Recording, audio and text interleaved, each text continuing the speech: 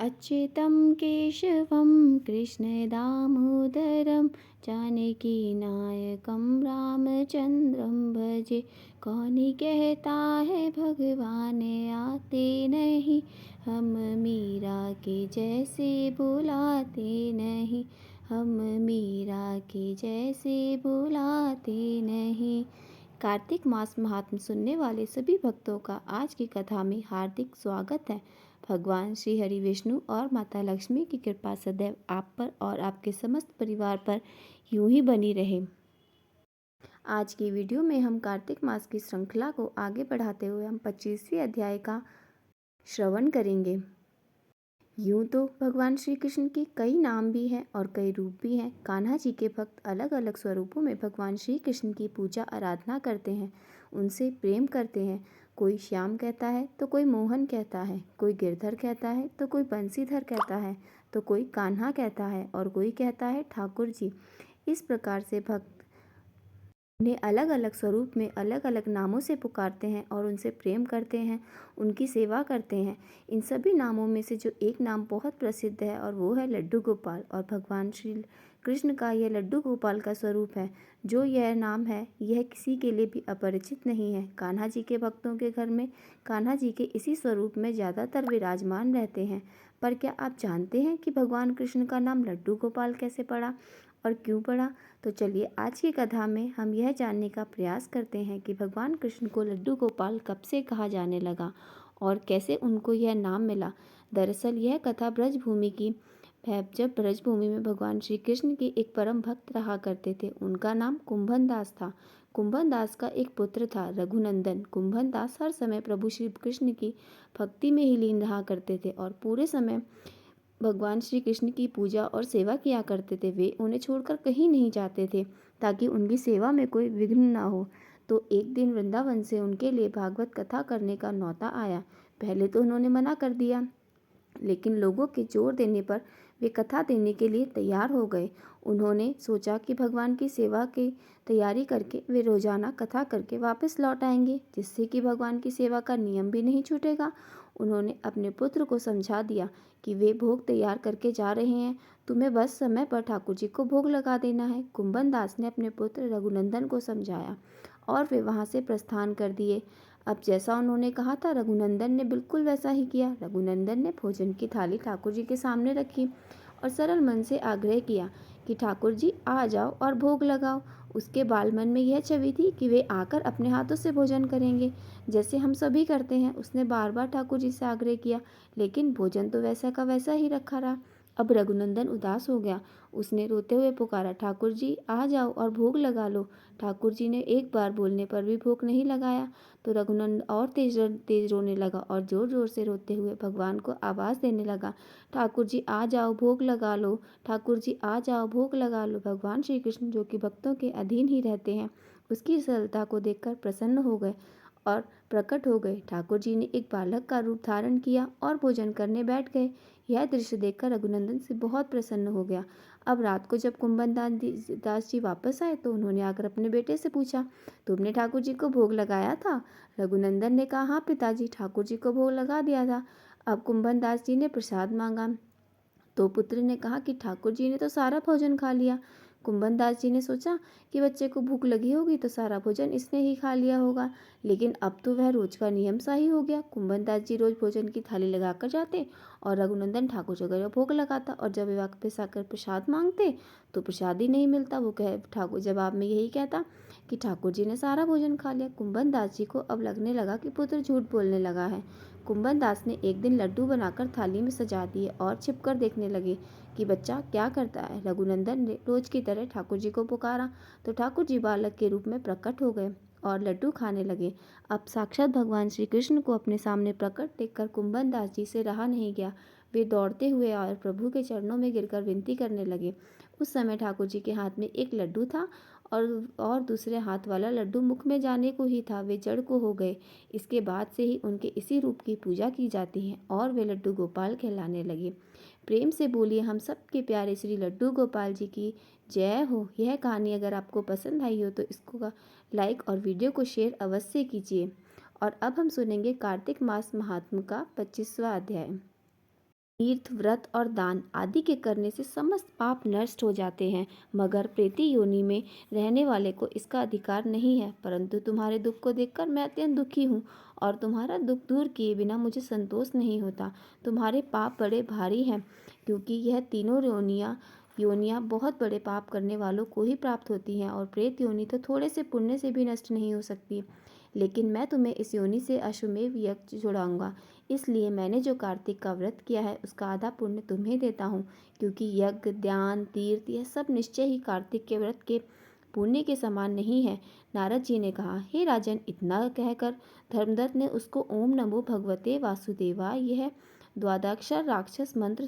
द्वादक्षर मंत्र सुनाया और तुलसी का जल उसके ऊपर छिड़का। बस फिर क्या था, क्षण भर में वह प्रेत योनि से छूटकर प्रज्वलित शिखा के समान दिव्य रूप धारण करके लक्ष्मी के समान सुंदर हो गई। तब वह धर्मदत्त को दंडवत प्रणाम करके प्रसन्नता से गदगद होकर बोली, हे ब्राह्मण, आपके आशीर्वाद से मैं इस घोर नरक से छूट गई हूँ।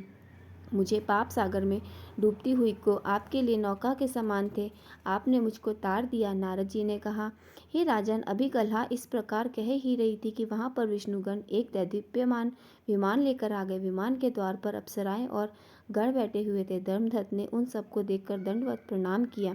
पुण्यशील और सुशील नामक भगवान विष्णु के गणों को ने धर्मदत्त को अपने हाथों से ऊपर उठाकर उसका अभिनंदन किया और कहा, हे द्विश्रेष्ठ, आप धन्य हैं, जो कि आप सदा भगवान विष्णु के व्रत, कथा और सेवा में लगे रहते हैं। आप सर्वदा दीन दुखियों पर दया करते हैं। आपने जो बाल्यकाल में पवित्र और शुभ कार्तिक व्रत किया है, आपने उसके आधे फल से कलह के पूर्व जन्म से एकत्रित पाप नष्ट कर दिए हैं। यही नहीं, आपकी कृपा से उसके सैकड़ों जन्म के पाप नष्ट हो गए हैं। आपके जागरण आदि के करने से पुण्य प्रभाव से आकाश मंडल में यह विमान आया है। हे ब्राह्मण, अब हमें इस भांति भांति के लोग भोगों में से युक्त वैकुंठ में ले जा रहे हैं।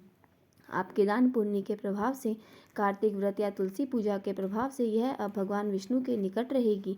आप भी इस जन्म के पश्चात अपनी दोनों स्त्रियों सहित वैकुंठ लोक में भगवान विष्णु के समीप रहेंगे और मुक्ति को प्राप्त करोगे। हे दया सागर, वह मनुष्य धन्य है और जन्म उन्हीं का फलीभूत होता है जिन्होंने कि तुम्हारी तरह भगवान विष्णु की भक्ति की हो, क्योंकि भगवान विष्णु अपने भक्तों का भला क्या नहीं देते हैं, वह सब कुछ देते हैं।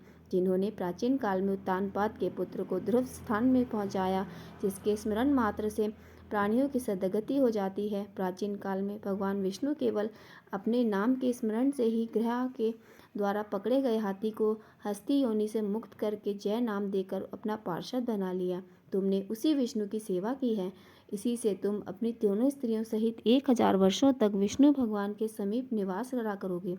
जब तुम्हारा पुण्य क्षीण हो जाएगा, तब तुम पृथ्वी पर सूर्यवंश में अपनी दोनों स्त्रियों के साथ दशरथ के नाम से प्रसिद्ध राजा होगे, तथा यह कलह तुम्हारे आधे पुण्य की भागीदारी होने के नाते तुम्हारी तीसरी भार्या होगी। भगवान विष्णु तुम्हारे पुत्र के रूप में तुम्हारे निकट रहेंगे और देवताओं का कार्य करेंगे। भगवान विष्णु को प्रसन्न करने वाले तुम्हारे कार्तिक व्रत से अधिक महत्वपूर्ण यहाँ दान, तीर्थ आदि कोई भी नहीं है। हे दया सागर, तुम धन्य हो, क्योंकि तुमने जगत गुरु भगवान विष्णु को प्रसन्न करने के लिए कार्तिक व्रत किया है, जिसके आधे पुण्य के फल की समस्या भागीदारी इस कलहा को इस समय आपने साथ तुमने विष्णु लोक ले जा रहे हो। यहाँ पर आज का 25वां अध्याय संपूर्ण होता है। अब हम सुनेंगे श्री तुलसी चालीसा।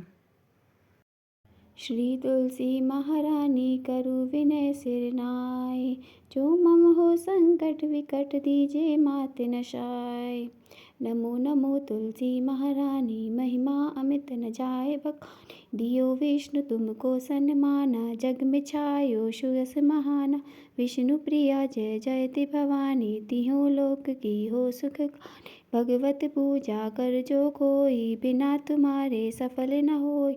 जिन घर तब दाही होय निवासा, उस पर करहि विष्णु नहीं बासा। करे सदा जो तब नित सुमिरन, तेहि के काज होय सब पूरन। कार्तिक मास महात्म तुम्हारा, ताको जानत सब संसारा। तब पूरन पूजन जो करे कुवारी, पावे सुंदर वर सुकुमारी। कर जो पूजन नित्य प्रति नारी, सुख प्रद संपत्ति से होय सुखकारी। कर जो पूजन नित व्रत नारी, सुख संपत्ति से होए सुखारी। वृद्धा नारी कर जो पूजन, मिले भक्ति होवे पुलकित। मन श्रद्धा से पूजे जो कोई, भवनिधि से तर जावे सोई। कथा भागवत यज्ञ करावे, तुम बिन नहीं सफलता पावे। छाय तब प्रताप जग भारी, ध्यावत तुम ही सकल चित धारी। तुम ही मात यंत्र तंत्र, सकल काज सीधे होवे। क्षण औषधि रूप आप हो माता, सब जग में तब यश विख्याता। देव ऋषि मुनि ओ तपधारी, करत सदा तब जय जयकारी। वेद पुराणन तब यश गाया, महिमा अगम पार नहीं पाया। नमो नमो जय सुखकारिणी, नमो नमो जय दुख निवारिणी। नमो नमो सुख संपत्ति देनी, नमो नमो अग काटन छेनी। नमो नमो भक्तन दुख हरनी, नमो नमो दुष्टन मत छेनी। नमो नमो भव पाप उतारनी, नमो नमो परलोक सुधारनी। नमो नमो निज भक्तन उबारनी, नमो नमो जन काज संवारनी। नमो नमो जय कुमति नाशवानी, नमो नमो सुख उपजावनी। चैति चैति जय तुलसा माई, ध्याव तुमको शीश नवाई। निज जन जानि मोहि अपनाओ, बिगड़े कारज आप बनाए। करहु विनय में मात तुम्हारी, पूर्ण आशा करहु हमारी। शरण चरण कर जोरी मनाऊं, निश दिन तेरे ही गुण गाऊं। कहूँ मात यह आप मोह पर दाया, निर्मल होए सकल मम काया। मंगू मात यह बरदर दीजे, सकल मनोरथ पूर्ण कीजे। जनु मई नहीं कछु नेम अचारा, क्षमहु मात अपराध हमारा। बरह मास करे जो पूजा, तासम जग में और न दूजा। प्रथम ही गंगा जल मंगवावे, फिर सुंदर स्नान करावे। चंदन अक्षत पुष्प कढ़ावे, धूप दीप नैवेद्य लगावे। करे आचमन गंगा जल से, ध्यान धने निर्मल मन से। पाठ करे फिर चालीसा की, स्तुति करे मात तुलसा की। यह विधि पूजा करे हमेशा, ताके तन नहीं रहे कलेशा। करे मास कार्तिक का साधन, सोवे नित्य पवित्र सिद्ध होई जाई। हे यह कथा महासुख दोई, पढ़े सुने सो भव तर जाई। तुलसी मैया तुम कल्याणी, तुमरी महिमा सब जग जानी। भावे न तुझे मानित नित ध्यावे, गा गा कर माँ तुझे रिझावे। यह श्री तुलसी चालीसा पाठ करे जो कोई, गोविंद सो फल पावहि, सो मन इच्छा होय। जय हो तुलसी माता की। अब हम तुलसी आरती करेंगे। तुलसी महारानी नमो नमो, हर की पटरानी नमो नमो। तुलसी महारानी नमो नमो, हर की पटरानी नमो नमो। धन तुलसी पूरन तप कीनो, शालिग्राम बनी पटरानी। जाके पत्र मंजरी कोमल, श्रीपति कमल चरण लपटानी।